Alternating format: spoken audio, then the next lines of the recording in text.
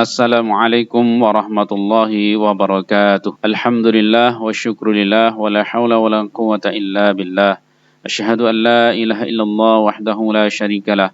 Wa asyhadu anna sayyidana Muhammadan abduhu wa rasuluh. Allahumma salli ala sayyidina Muhammad wa ala alihi wa sahbihi wa baraka wa sallam. Anak-anakku mahasiswa yang dirahmati Allah Subhanahu wa taala. Pada kesempatan ini kita akan membahas tentang pengelolaan siswa dan kelas.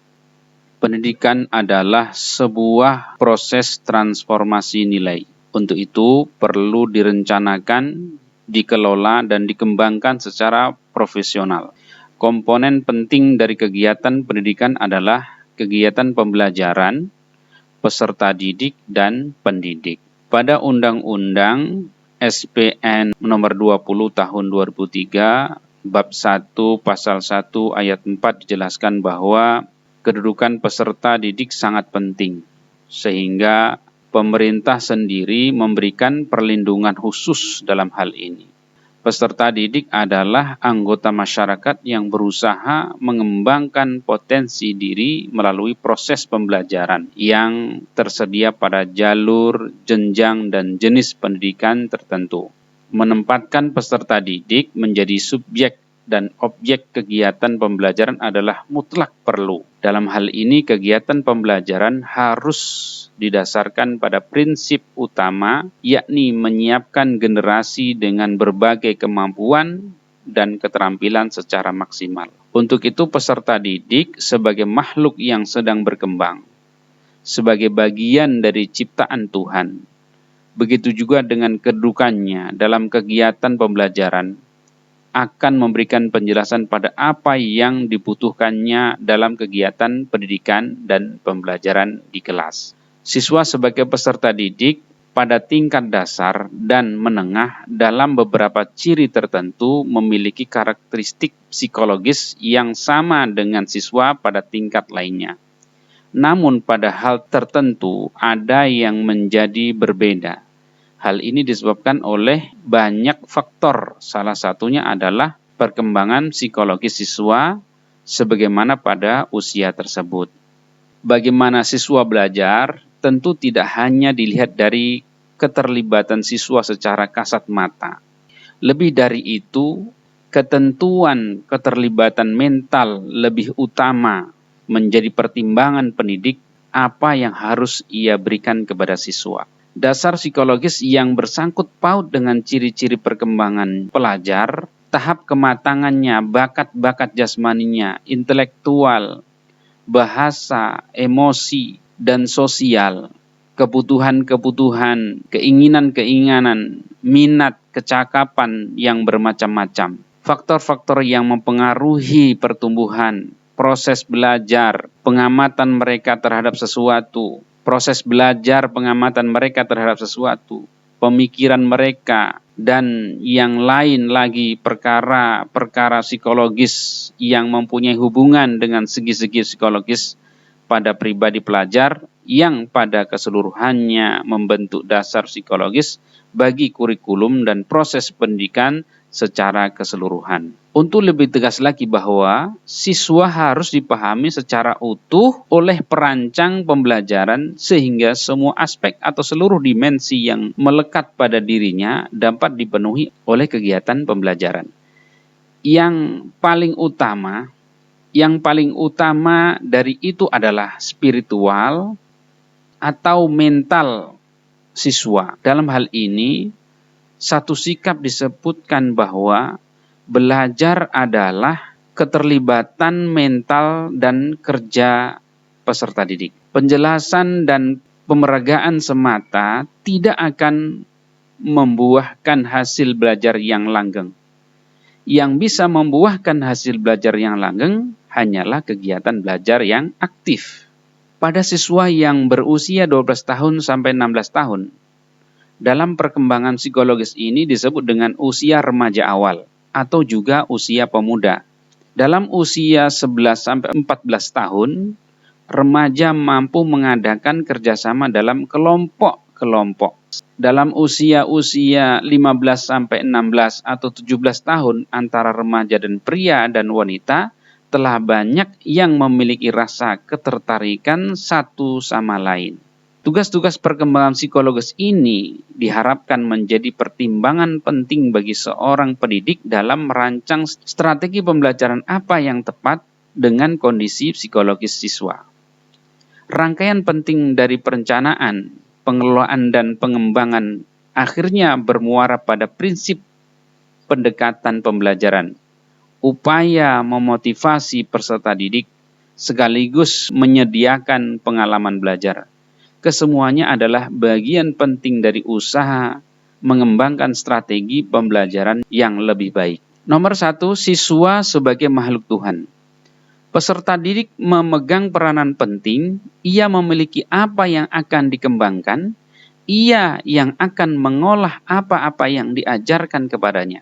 Peranan ini makin lama makin besar dan pada masa dewasa seluruh tanggung jawab atau titik peranan terletak di bahu peserta didik sendiri. Kalau perkembangan kepribadian si anak berjalan normal, maka makin dekat kedewasaan, gejala berdiri sendiri, jasmaniah, rohaniah akan makin jelas nampak. Dengan kata lain, akan dapat diharapkan bahwa tanggung jawab akan semakin beralih kepadanya. Kedua, kedudukan siswa dalam pembelajaran. Banyak hal yang harus diperhatikan dalam kegiatan pembelajaran, termasuk juga pembelajaran bidang studi fikih ini. Namun yang paling utama adalah siswa, karena subjek dan objek ini menjadi fokus utama sehingga apapun bagian dari siswa selalu menjadi perhatian dan pertimbangan dalam setiap keputusan tentang pembelajaran. Pertama, harus disadari bahwa hakikat pendidikan adalah bagaimana belajarnya murid dan bukan mengajarnya guru. Dengan berpikir seperti itu, maka segala pikiran, tindakan, dan sikap kita tentang kegiatan pembelajaran harus benar-benar memperhatikan siswa. Pendidik harus memiliki keterampilan yang mumpuni, tidak sekedar teori maupun bacaan-bacaan normatif. Lebih dari itu, hasil-hasil penelitian mutakhir perlu menjadi pertimbangan bagaimana mengelola, mengembangkan peserta didik. Siswa dalam satu kelas biasanya memiliki kemampuan yang beragam. Ada yang pandai, sedang, dan kurang. Sebenarnya tidak ada siswa pandai atau bodoh. Yang lebih tepat adalah siswa dengan kemampuan lambat atau cepat dalam belajar. Bagi siswa satu memerlukan 2 kali pertemuan untuk dapat memahami isinya. Namun bagi siswa lain perlu 4 kali pertemuan untuk dapat memahaminya. Untuk itu, guru perlu mengatur kapan siswa bekerja secara perorangan, berpasangan, kelompok, atau klasikal.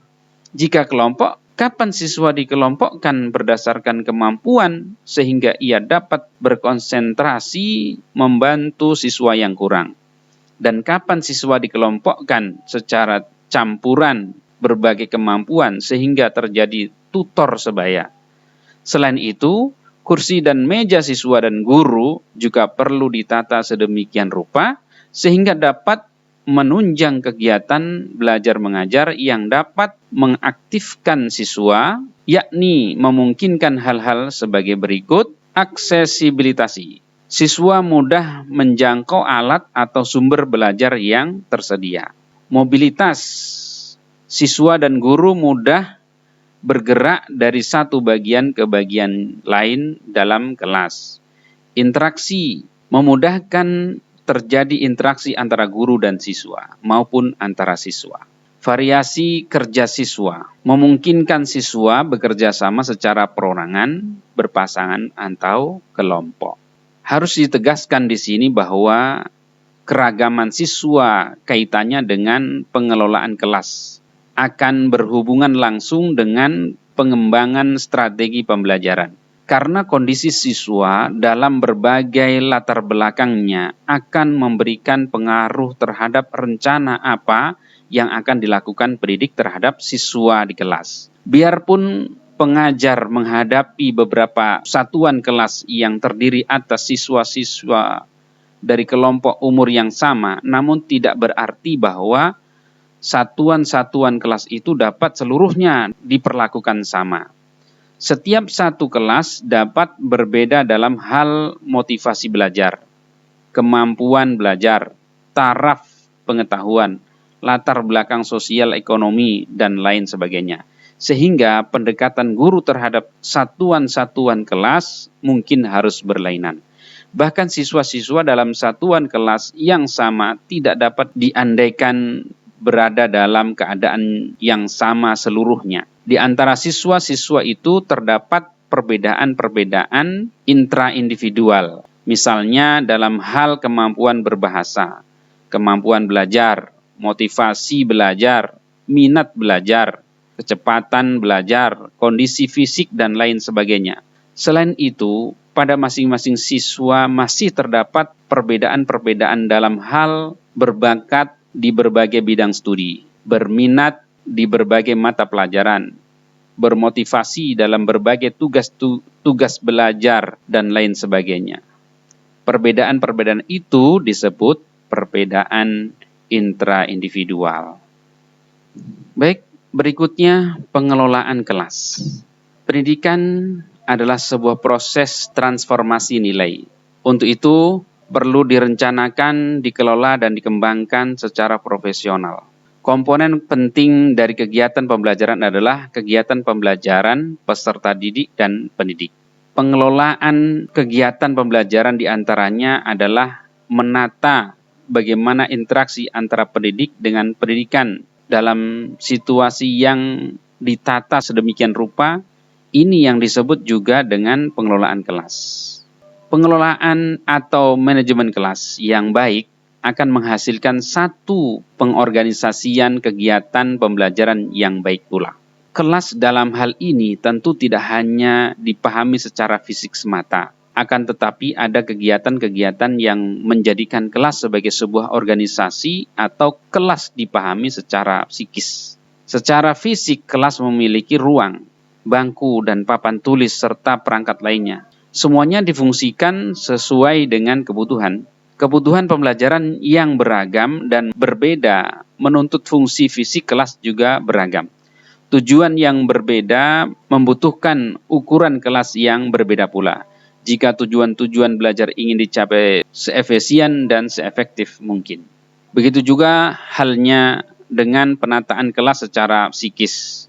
Sangatlah penting untuk memperhatikan bagaimana kelas ditata dengan aturan, disiplin, serta fungsi yang baik. Dalam lingkungan pendidikan, biasanya dikatakan bahwa tidak seorang pun yang memperhatikan manajemen kelas yang baik, kecuali kelas menjadi ruwet.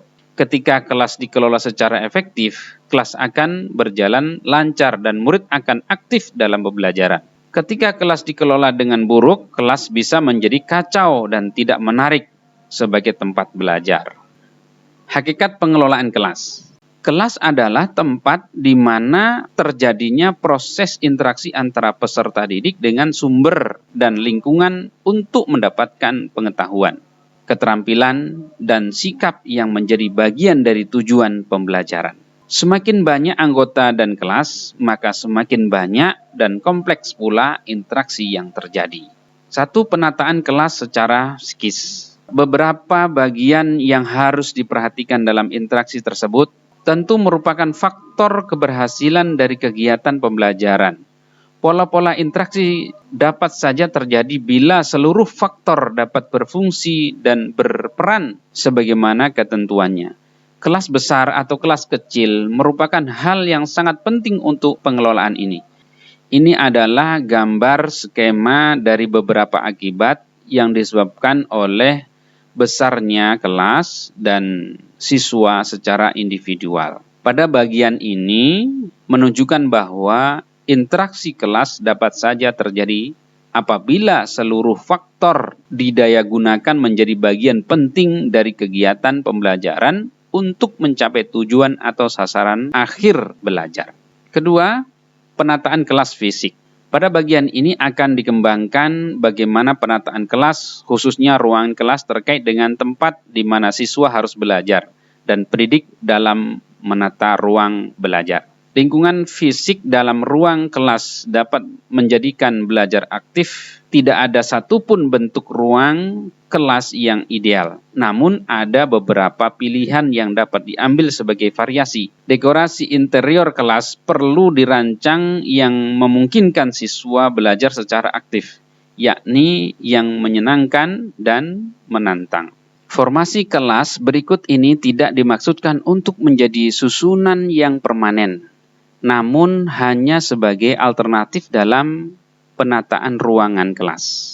Jika meja atau kursi yang ada di ruang kelas dapat dengan mudah dipindah-pindah, maka sangat mungkin menggunakan beberapa formasi antara lain sebagai formasi yang pernah disusun oleh Kementerian Pendidikan Nasional Kemendiknas tahun 2002 berikut. Yang pertama, formasi huruf U. Formasi ini dapat digunakan untuk berbagai tujuan. Para siswa dapat melihat guru atau melihat media visual dengan mudah dan mereka dapat saling berhadapan langsung satu dengan yang lain. Susunan ini ideal untuk membagi bahan pelajaran kepada siswa secara cepat karena guru dapat memasuki ke huruf U dan berjalan ke berbagai arah dengan seperangkat materi. Guru dapat menyusun meja dan kursi dalam formasi U berikut. Selain model di atas, formasi U berikut ini memungkinkan kelompok kecil yang terdiri dari 3 siswa atau lebih dapat keluar masuk dari tempatnya dengan mudah. Atau guru dapat meletakkan kursi-kursi setengah lingkaran sehingga tidak ada siswa yang membelakangi papan tulis. Selanjutnya, formasi corak tim. Guru mengelompokkan meja-meja setengah lingkaran di ruang kelas agar memungkinkan siswa untuk melakukan interaksi tim. Guru dapat meletakkan kursi-kursi mengelilingi meja untuk susunan yang paling akrab. Jika hal ini dilakukan, beberapa siswa harus memutar kursi mereka melingkar menghadap ke depan ruang kelas untuk melihat guru, papan tulis, atau layar. Berikutnya, meja konferensi. Formasi ini paling baik dilakukan jika meja berbentuk persegi panjang. Susunan ini dapat mengurangi peran dominan guru dan lebih mengutamakan peran penting siswa. Jika guru duduk di tengah-tengah siswa, sisi yang luas, para siswa di ujung mereka tertutup. Guru dapat membentuk sebuah susunan menjadi konferensi dengan menggabungkan beberapa meja kecil, di tengahnya biasanya kosong. Berikutnya, formasi lingkaran. Para siswa hanya duduk pada sebuah lingkaran tanpa meja atau kursi untuk melakukan interaksi berhadapan-hadapan secara langsung. Sebuah lingkaran ideal untuk diskusi kelompok penuh. Jika guru menginginkan siswa memiliki tempat untuk menulis, hendaknya digunakan susunan periferal, yakni meja ditempatkan di belakang siswa. Guru dapat menyuruh siswa memutar kursi-kursinya melingkar ketika guru menginginkan diskusi kelompok. Yang berikutnya, formasi kelompok untuk kelompok. Susunan ini memungkinkan guru untuk melakukan diskusi atau untuk menyusun permainan peran, perdebatan, atau observasi dari aktivitas kelompok. Guru dapat meletakkan meja pertemuan di tengah-tengah yang dikelilingi oleh kursi-kursi pada sisi luar. Susunan ini memungkinkan guru untuk melakukan diskusi atau untuk menyusun permainan peran, perdebatan, atau observasi dari aktivitas kelompok. Guru dapat meletakkan meja pertemuan di tengah-tengah yang dikelilingi oleh kursi-kursi pada sisi luar. Berikutnya, formasi tempat kerja. Susunan ini tepat untuk lingkungan tipe laboratorium, di mana setiap siswa duduk pada tempat untuk mengerjakan tugas seperti mengoperasikan komputer, mesin, melakukan kerja laborat tepat setelah didemonstrasikan. Tempat berhadapan mendorong partner belajar untuk menempatkan 2 siswa pada tempat yang sama. Kemudian formasi pengelompokan terpisah. Jika kelas cukup besar atau jika ruangan memungkinkan, guru dapat meletakkan meja-meja dan kursi di mana kelompok kecil dapat melakukan aktivitas belajar didasarkan pada tim. Guru dapat menempatkan susunan pecahan-pecahan kelompok saling berjauhan sehingga tim-tim itu tidak saling mengganggu. Tetapi hendaknya dihindari penempatan ruangan kelompok-kelompok kecil terlalu jauh dari ruangan kelas sehingga hubungan di antara siswa sulit dijaga. Berikutnya kelas tradisional. Jika tidak ada cara untuk membuat lingkaran dari baris lurus yang berupa meja dan kursi, guru dapat mencoba mengelompokkan kursi-kursi dalam pasangan-pasangan untuk memungkinkan menggunakan teman belajar. Guru dapat mencoba membuat nomor genap dari baris-baris dan ruangan yang cukup di antara mereka, sehingga pasangan-pasangan siswa pada baris-baris nomor ganjil dapat memutar kursi-kursi mereka melingkar dan membuat persegi panjang dengan pasangan tempat duduk persis di belakang mereka pada baris berikutnya. Berikutnya, formasi auditorium. Formasi auditorium merupakan tawaran alternatif dalam menyusun ruangan kelas. Meskipun bentuk auditorium menyediakan lingkungan yang sangat terbatas untuk belajar aktif, namun hal ini dapat dicoba untuk melakukan pembelajaran seorang guru guna mengurangi kebosanan siswa yang terbiasa dalam penataan ruangan secara konvensional atau tradisional. Jika sebuah kelas tempat duduk dapat dengan mudah dipindah-pindah, maka guru dapat membuat bentuk pembelajaran ala auditorium untuk membentuk hubungan lebih erat dan memudahkan siswa melihat guru. Baik, bagian lain dari penataan kelas. Menciptakan kelas yang harmonis dapat dikembangkan sesuai dengan kebutuhan adalah hal yang penting untuk mengefektifkan kegiatan pembelajaran. Para pemerhati memberikan beberapa tips penting untuk mengembangkan pengelolaan kelas, yakni sebagai berikut. Pengelolaan kelas adalah serangkaian tindakan guru yang ditujukan untuk mendorong munculnya tingkah laku yang dihadapkan dan menghilangkan tingkah laku yang tidak diharapkan. Menciptakan hubungan interpersonal yang baik dan iklim sosial emosional yang positif, serta menciptakan dan memelihara organisasi kelas yang produktif dan efektif. Kedua, tujuan pengelolaan kelas adalah menciptakan dan memelihara kondisi kelas yang memungkinkan berlangsungnya proses pembelajaran yang efektif. Tujuan pembelajaran adalah membantu siswa mencapai tujuan pembelajaran. Berikutnya, pengelolaan kelas merupakan aspek penting dalam proses pembelajaran.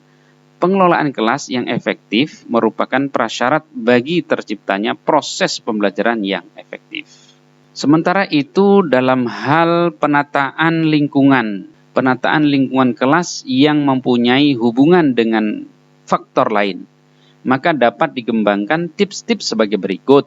Efektivitas proses pembelajaran dipengaruhi oleh keadaan lingkungan fisik kelas serta hubungan sosio-emosional siswa, guru, dan siswa-siswa. Lingkungan fisik kelas yang mempengaruhi lancarnya proses pembelajaran adalah tatanan ruangan, kelas, dan isinya. Berikutnya, prinsip-prinsip yang harus diperhatikan guru dalam menata ruangan kelas adalah visibility atau keluasan pandangan, kemudahan mencapai sesuatu atau mudah dijangkau, fleksibilitas atau keleluasaan, kenyamanan, dan keindahan. Dalam menata tempat duduk, guru harus memperhatikan tujuan dan strategi pembelajaran. Karakteristik guru yang dapat menunjang terciptanya hubungan sosio-emosional di kelas antara lain adalah diskusi oleh siswa, memiliki persiapan yang realistik tentang dirinya dan siswanya, akrab dengan siswa dalam batas hubungan guru-siswa, bersikap positif terhadap pertanyaan siswa, serta sabar teguh dan tegas. Hubungan sosio-emosional antara siswa dapat ditingkatkan melalui kegiatan kelompok, baik belajar kelompok maupun bekerja kelompok. Akhir dari pembahasan ini menjelaskan bahwa para pakar dalam bidang manajemen kelas melaporkan bahwa ada perubahan dalam pemikiran tentang cara baik untuk mengelola kelas. Pandangan lama menekankan pada penciptaan dan pengaplikasian aturan untuk mengontrol tindak tanduk murid. Pandangan yang baru memfokuskan pada kebutuhan murid untuk mengembangkan hubungan dan kesempatan untuk menata diri. Demikian pembahasan tentang pengelolaan siswa dan kelas. Mudah-mudahan bermanfaat untuk kita semuanya. Wassalamualaikum warahmatullahi wabarakatuh.